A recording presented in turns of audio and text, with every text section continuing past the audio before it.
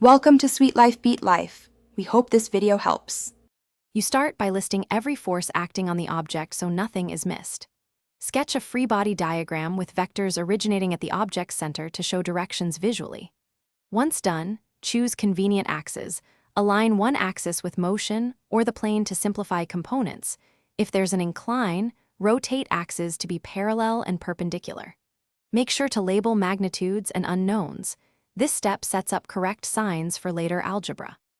Now you resolve angled forces into perpendicular components using sine or cosine based on your chosen angle. Do one force at a time to avoid mistakes.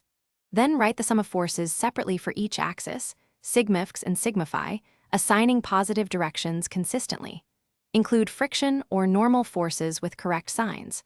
Once both sums are written, substitute into sigma F equals ma.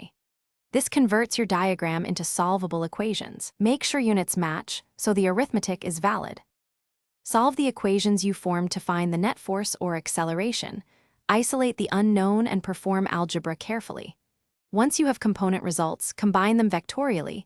Use Pythagoras for magnitude and arctangent for direction, so you can report a single net force vector. Finally, interpret whether the sign and magnitude make physical sense for the scenario. If something's off, recheck force directions, angle definitions, and units, small sign errors. Thanks for watching. Consider subscribing if we helped you.